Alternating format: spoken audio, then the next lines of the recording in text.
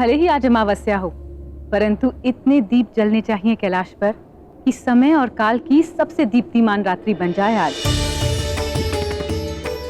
ऐसा प्रकाश हो कैलाश पर जो पहले न कभी सुना गया हो, न देखा गया हो। कैलाश का प्रकाश तो आप है माता। आप रहती हैं तो हर दिन हर रात्रि कैलाश के लिए उत्सव के दिन रात्रि हो जाते हैं।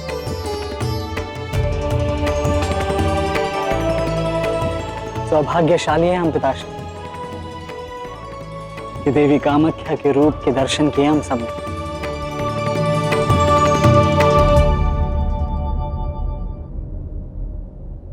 पिताश्री, नरकासुर को वरदान देने से पूर्व आपने कहा था कि माता के कामाख्या अवतार को देखेंगे हम।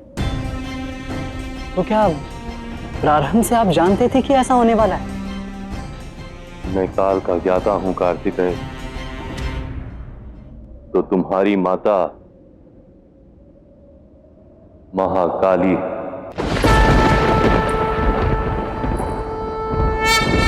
अपने पिताश्री की बातों को समझने का प्रयास भी मत करना कार्तिकेय। उलझ जाओगे। मैं तो ये प्रयास वर्षों पूर्व त्याग चुकी। इनकी बातें समय आने पर स्वयं समझ आ जाती हैं।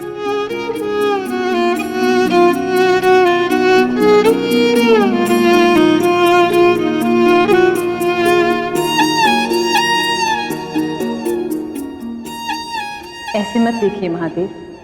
यदि अगली बार इतनी गहनता से मुझे देखा तो मैं आपके नेत्र बंद कर दूंगी।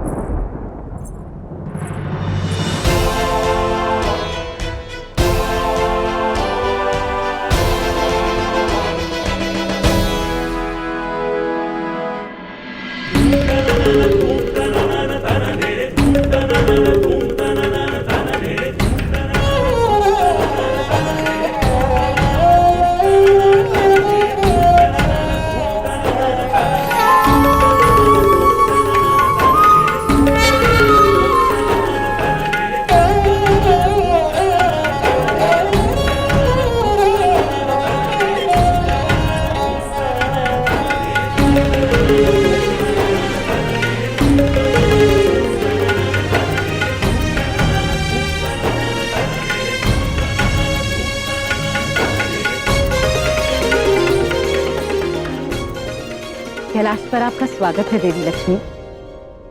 और आज का दिन सदा संसार में लक्ष्मी पूजा के नाम से जाना जाएगा। जो भी आज के दिन आपकी पूजा करेगा वो कभी श्रीहीन नहीं होगा।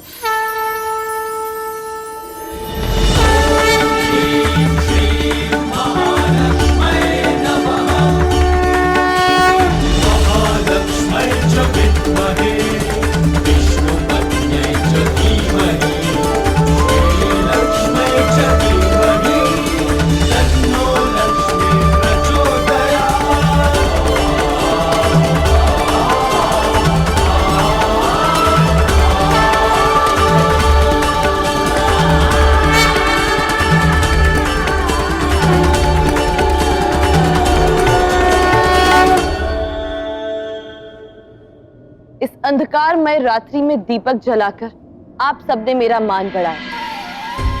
इस अंधकारमय रात्रि में महाकाली ने दीपक बनकर हमें प्रकाश दिया। मैं वचन देती प्रत्येक वर्ष कार्तिक मास के अमावस्या के दिन मैं भी दीपक बनती सबके जीवन में प्रकाश भर दूंगी।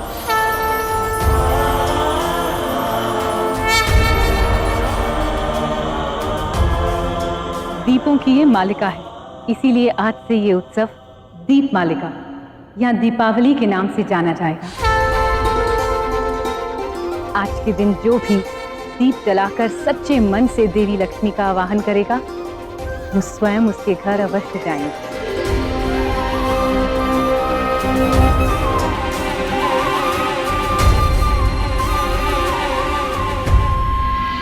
अब हमें अनुमति दीजिए माता। कार्तिकेय, आइए देवराज।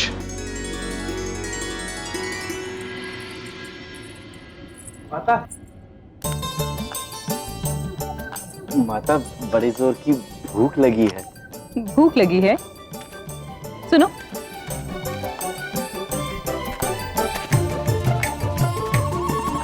लो।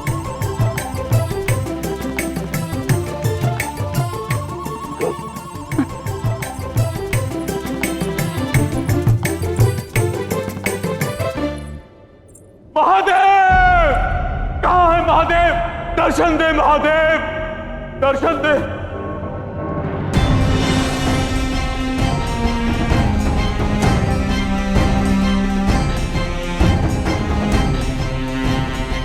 अन्यथा मैं अपना अंत कर लूंगा।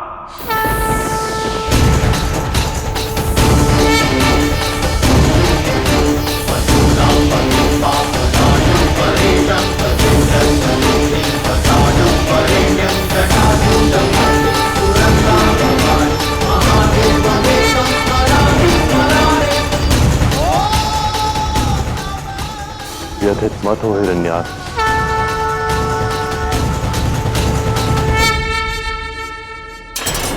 जैसे कि आप जानते ही नहीं, जिस पिता को अपने पुत्र का शव कंधे पर ले जाना पड़े, क्या वो व्यथित नहीं होगा महादेव? देखिए इस शव को, जो कभी शरीर था, आपका परम भक्त था महादेव, जिसने सहस्त्रों वर्षों तक आपकी आराधना की, उसे देवों ने पथभ्रष्ट किया, उसका दंड उसे मिला, परंतु इसमें मेरा क्या अपराध था? असुर हूं, परंतु पिता भी हूं। नरकासुर का अंत इसलिए नहीं हुआ हिरण्याक्ष कि वो असुर पुत्र था, अपितु इसलिए हुआ क्योंकि वो दुष्ट था। इसके कर्मों ने इसकी ये दशा की। जो भी कुमार के पथ पर चलता है, अंततः भूशाही हो ही जाता है। यदि तुम्हारा कोई और पुत्र भी ऐसा कर्म करता, तो उसे भी ऐसा ही दंड मिलता। परंतु मेरा कोई और पुत्र है ही कहां महादेव? यदि आप अपना वचन सिद्ध करना चाहते हैं, तो वचन दीजिए कि आप मुझे एक और पुत्र देंगे।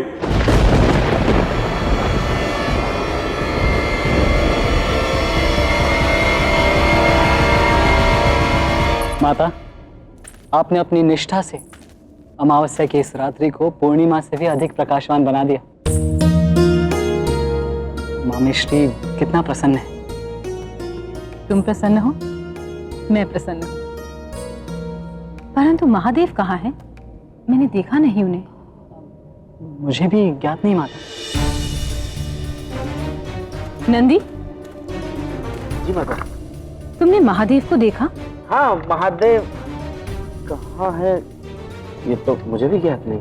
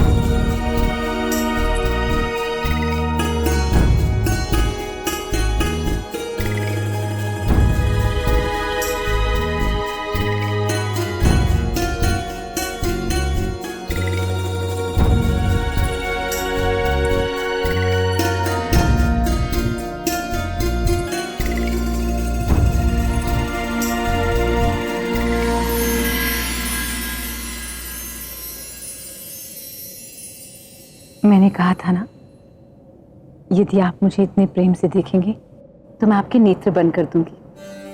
मेरी दृष्टि से अपने हाथ हटाओ पार्वती। कदापि नहीं, क्योंकि आपकी इस दृष्टि से मुझे लज्जा आती है।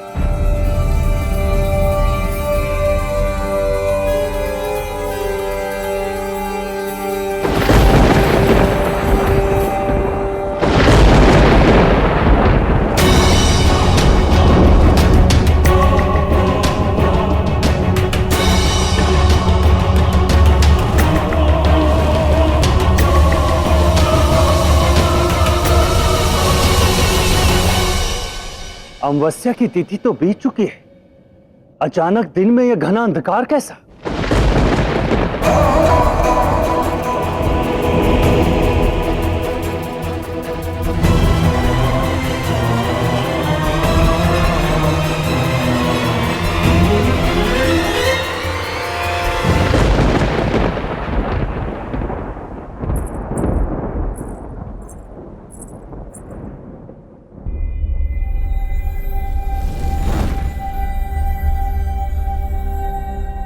क्षमा कीजिएगा देव, मैं नहीं जानती थी आपके नेत्र बंद करने का परिणाम ये होगा।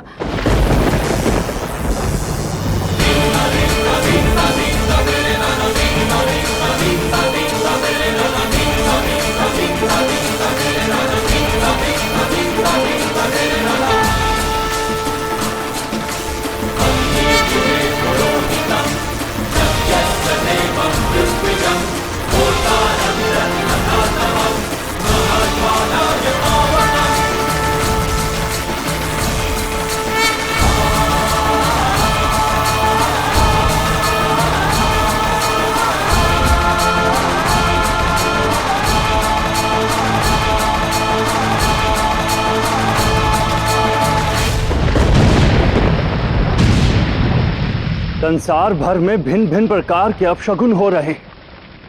हुआ क्या है?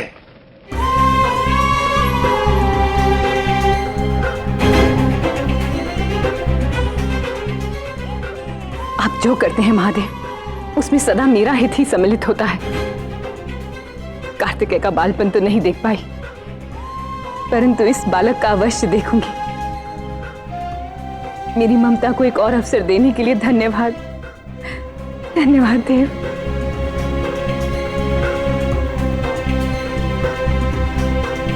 वचन दीजिए महादेव, आप मुझे एक और पुत्र देंगे।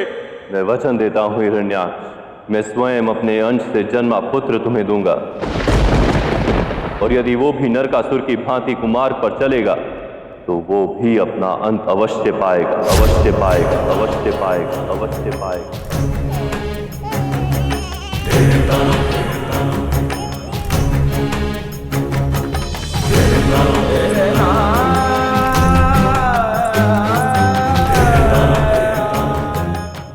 मैं किन शब्दों में आपका धन्यवाद करूं महादेव। आपने मेरी ममता को एक और अवसर दिया है, मुझे मातृत्व सुख प्रदान किया है। कार्तिकेय के पालन में जो कमी रह गई थी वो मैं इस बालक के साथ अवश्य पूर्ण करूंगी।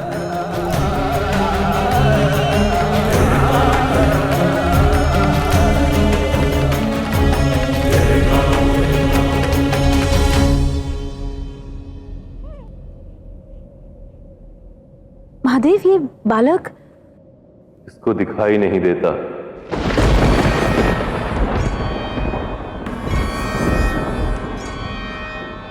क्योंकि इसका प्रादुर्भाव तब हुआ जब तुमने मेरी आंखें बंद की।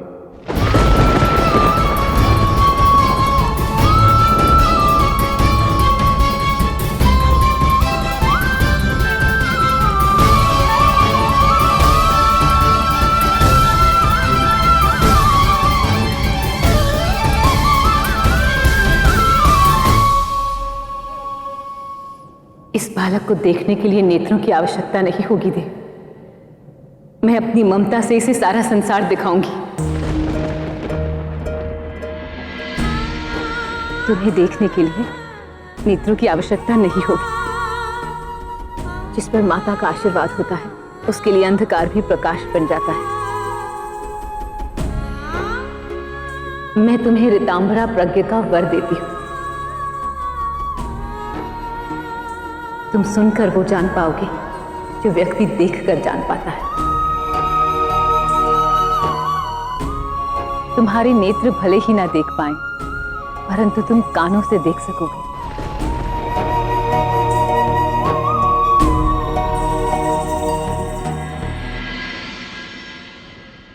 मैं तो इसके साथ खूब खेलूंगी।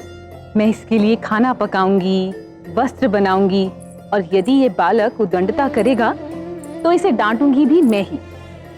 क्षमा कीजिएगा देव, कदाचित इस कारण आपकी सेवा में थोड़ी कमी आ सकती है देव। पार्वती, तुम्हारे लिए एक तथ्य से अवगत होना आवश्यक है।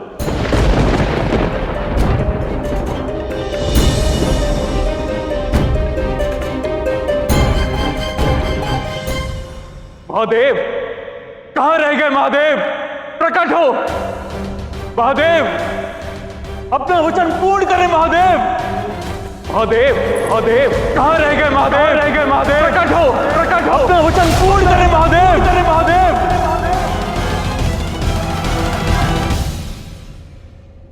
नहीं महादेव, इस बार नहीं। पहले मैंने कार्तिकेय को कृतिकाओं को सौंपा,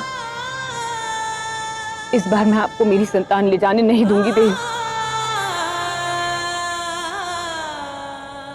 ऐसा करना आवश्यक है पार्वती।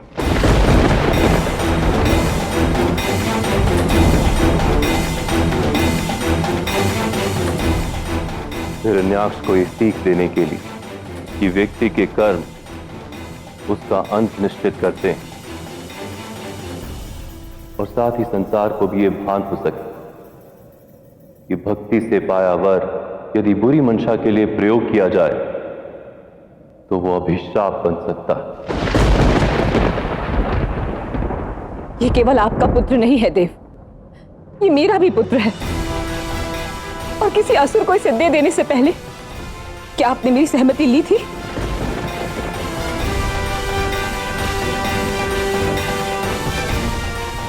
कार्तिकेय को उसके बालपन में मैं ममता नहीं दे सकी, मैं अपनी संतान किसी को नहीं दूंगी देव।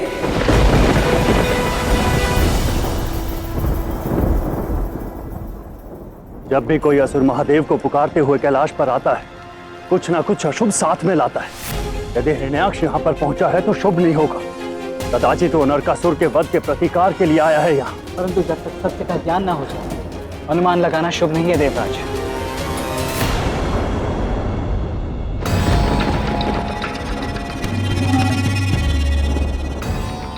आपके यहाँ आने का कारण दैतराज? महादेव ने वरदान दिया था कि अपने अंश से उत्पन्न संतान वो मुझे देंगे। मैं उस शिवांश को लेने यहां आया। हिरण्याक्ष!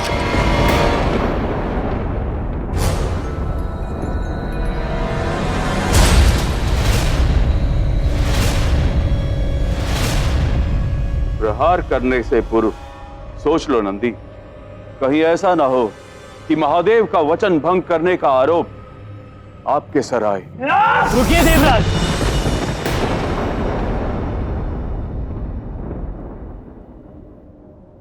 क्या सत्य में महादेव ने तुम्हें वरदान दिया है?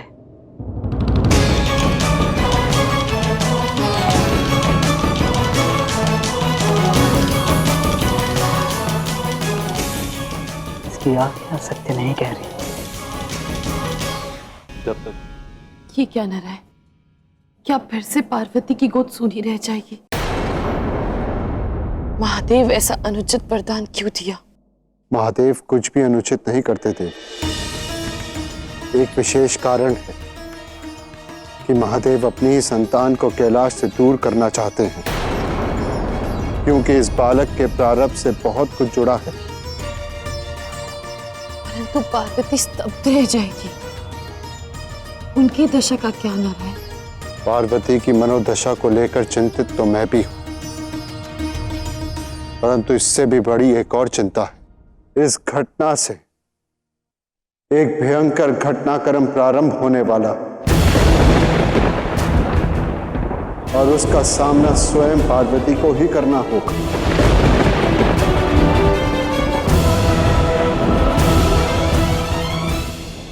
इस बालक का जन्म हिरण्याक्ष को मेरे वचन देने की पूर्ति के कारण हुआ था। तुम्हारा मेरी आंखें बंद करना, सांप से स्वेद निकलना और उस स्वेद के प्रभाव से इस बालक का सृजन होना, ये सब काल चक्र की आवश्यकता थी। और तुम्हारी इस बालक से आसक्ति काल चक्र के घटनाक्रम को प्रभावित करेगी। नहीं, मैं अपनी संतान किसी को नहीं दूंगी देव।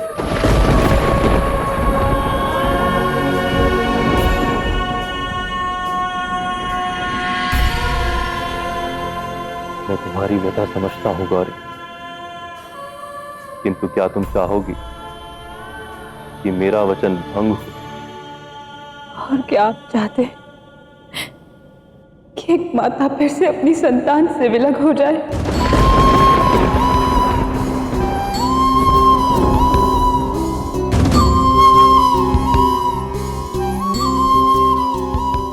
ये बालक शिव के अहंकार और शक्ति के शरीर से त्यागे श्वेत से जन्मा है। इसके कर्मों में कालापन और श्वेत की मलिनता छलकेगी, किंतु इसके पश्चात भी इसके पास स्वतंत्र अवसर होगा कुमार्ग या सत्मार्ग चुनने का।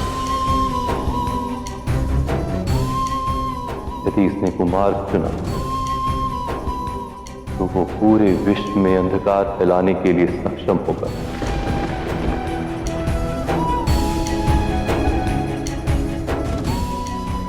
अंधकार हो या प्रकाश, जो भी है, ये हमारा पुत्र है देव।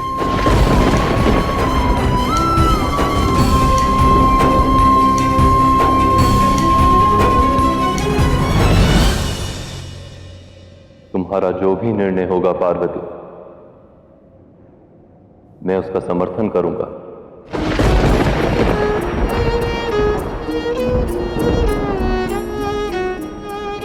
अद्भुत देव, शब्दों का व्यूह रचने में तो आज आपने नारायण को भी हरा दिया। इसे मेरा कर्म कहो, चयन कहो, या मेरी अर्धांगिनी से मेरी याचना, अब निर्णय केवल तुम्हें लेना है पार्वती।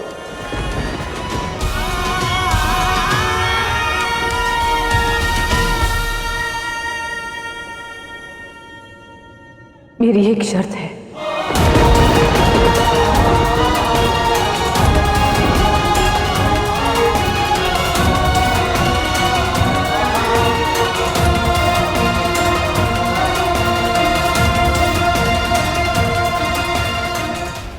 तुम भी जानते हो कुमार कार्तिकेय कि मैं सत्य बोल रहा हूं। अब या तो महादेव को यहां बुलाओ, अन्यथा मेरा मार्ग छोड़ो। मैं स्वयं उनसे जाकर मिल लूंगा। इसकी आवश्यकता नहीं पड़ेगी हिरण्याक्ष।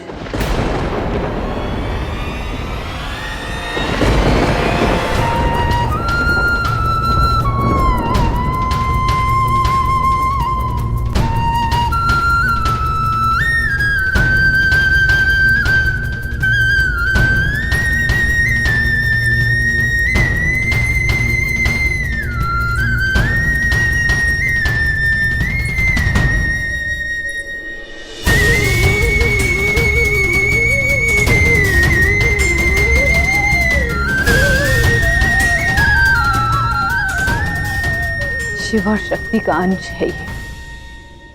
अंधकार इसका मित्र और श्रुति इसकी दृष्टि है। जो लोग देखकर नहीं समझ पाते, ये सुनकर समझेगा।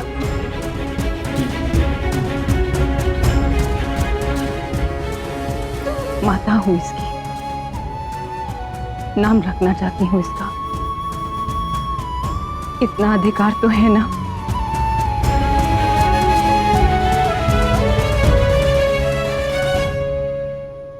अंधकार इसका मित्र है, इसलिए इसका नाम होगा अंधक।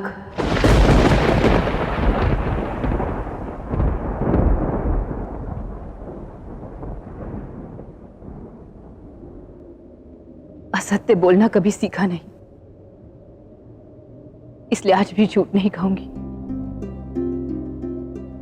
मैं इसे स्वयं से दूर करना नहीं चाहती, परंतु अपने पति के निर्णय का अपमान भी नहीं कर सकती।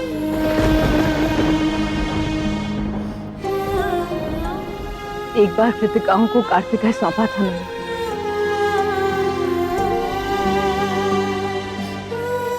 इस बार आपको अंधक सौंप रही हूं।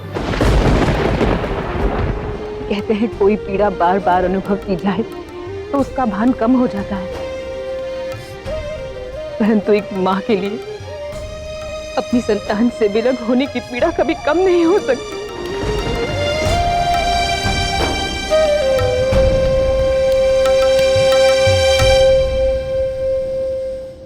पुत्र नहीं, अपने प्राण सौंप रही हूं, इसका ध्यान रखिएगा।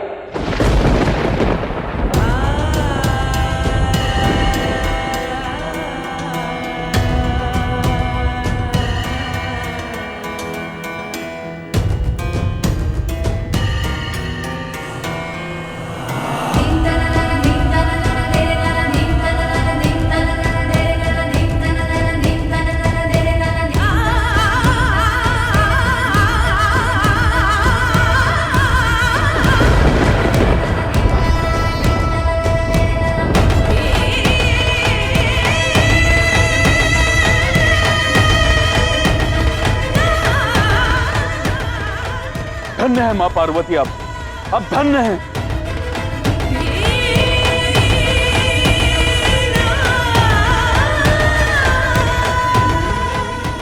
हिरण्याक्ष,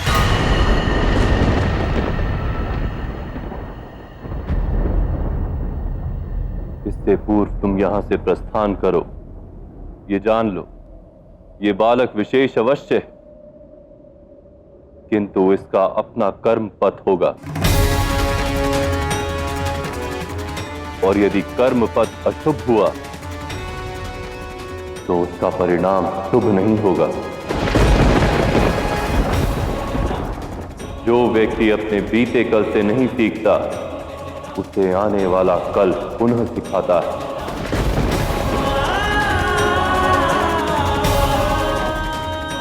मुझे स्मरण रहेगा महादेव।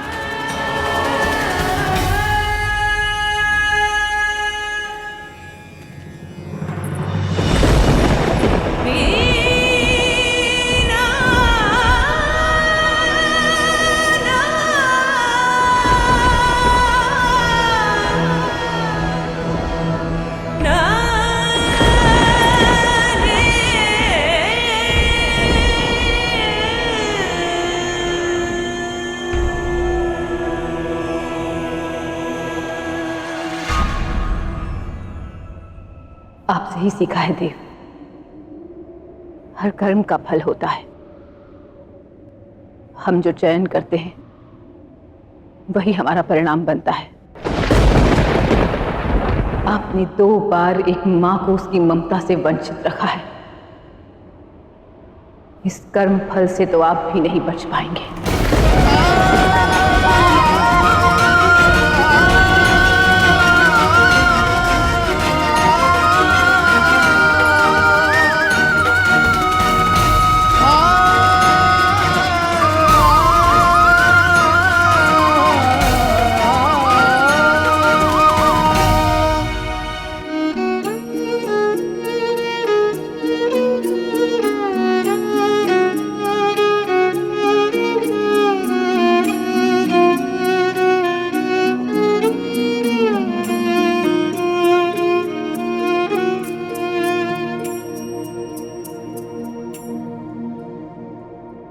गौरी, कदाचित तुम कुछ भी सुनने से पूर्व मेरे लिए आज ये जानना आवश्यक है कि मेरे निकट आज कौन आया है। एक पति जिसे अपनी पत्नी की पीड़ा का भान है, या फिर एक देव जो अपना वरदान पूर्ण करना चाहता है। ना एक पति अपनी पत्नी से निवेदन करने आया है, और ना ही एक देव अपने भक्त को दिए वचन का रक्षण करे। मैं यहां केवल तुम्हें यह बताने आया कि उस बालक का परित्याग करना क्यों आवश्यक था। एक माता का स्थान इस संसार में सबसे श्रेष्ठ होता है। जानती हो क्यों गौरी? क्योंकि माता ना केवल अपने शरीर में बालक का शरीर धारण करती, अपितु अपनी आत्मीयता से उसे आत्मा भी देती। इसी कारण गर्भाधान को प्रथम संस्कार माना गया, क्योंकि माता उसे सकारात्मकता देती। किंतु प्रत्येक शिशु का अपना कर्म फल होता है। अंधक का जन्म किस काल चक्र के कारण हुआ, ये तुम जानती ही। हिरण्याक्ष को उसे सौंपना उसी काल चक्र का भाग। जब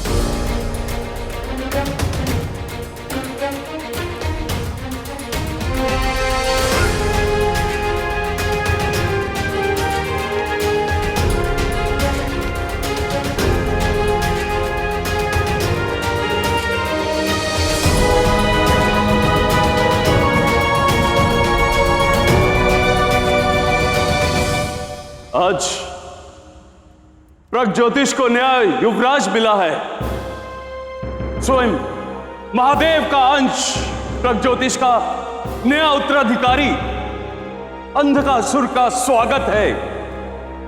उत्सव प्रारंभ हो।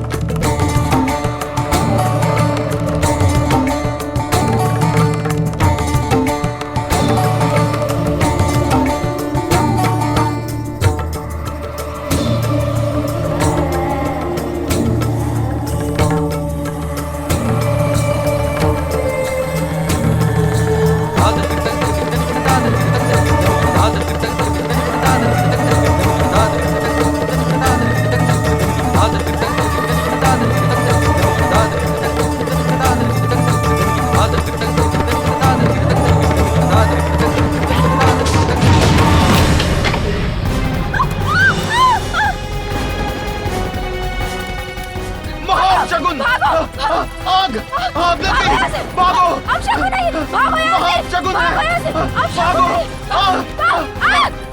भागो अपने प्राणों की रक्षा करो भागो आग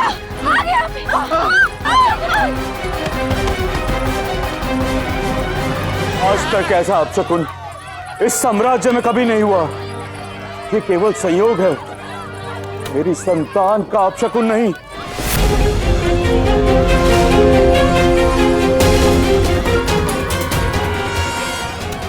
कुछ तो समझता है शिशु के साथ। जो हुआ वही नियति थी पार्वती।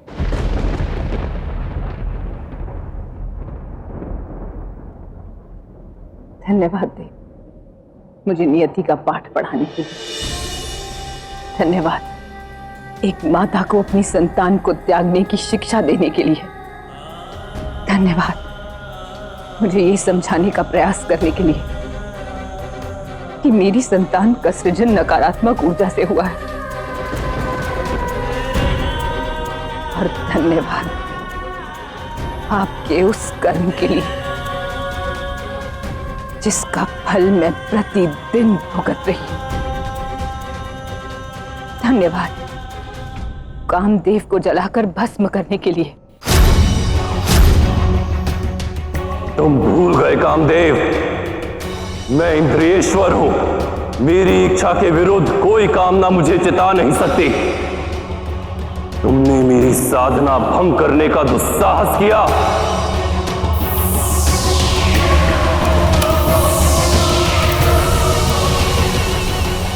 जिसके कारण मिले श्राप के कारण मैं कभी गर्भवती नहीं हो सकती।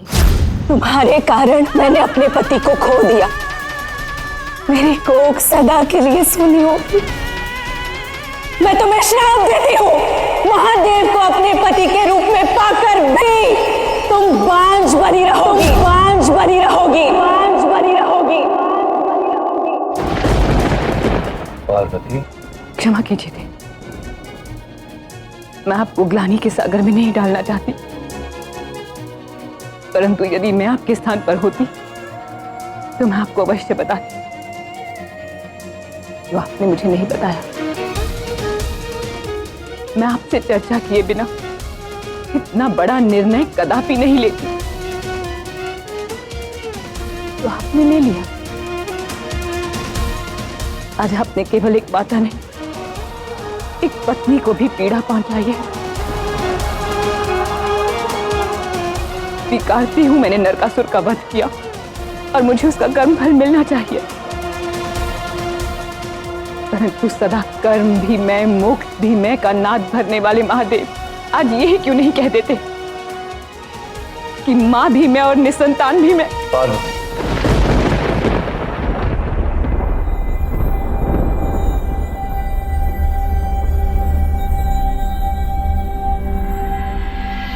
स्वीकारता हूं। तुम्हारी हर पीड़ा का कारण मैं ही हूं। इसीलिए पश्चाताप मुझे कैलाश से दूर जाना होगा।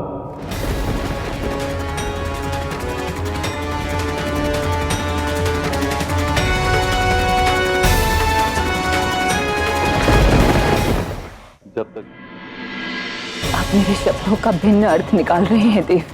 नहीं पार्वती, जब तक तुम्हारे भीतर की माता और पत्नी मुझे क्षमा नहीं कर देती, कैलाश पर मेरा लौटना असंभव है। जब तुम्हारे मन के और ममता के घाव भर जाएंगे, मैं कैलाश लौटाऊंगा।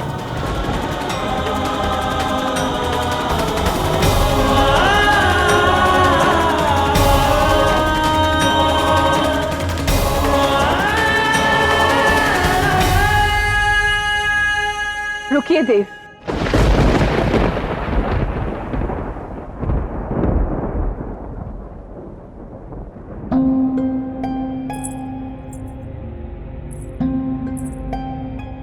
पहले मैंने कार्तिकेय को खोया, फिर अंधक को आपने हिरण्याक्ष को सौंप दिया। दोनों बार मैं चुप रही देव, परंतु स्मरण रखिएगा, यदि भविष्य में मेरी ममता पर घात हुआ तो ये मां किसी को क्षमा नहीं करेगी, स्वयं महादेव को भी नहीं।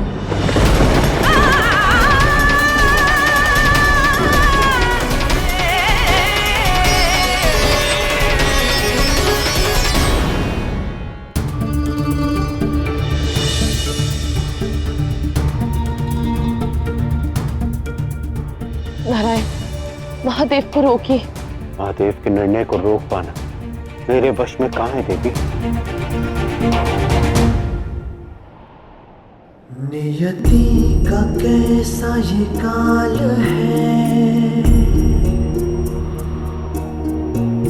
व्याकुल व्यथित महाकाल है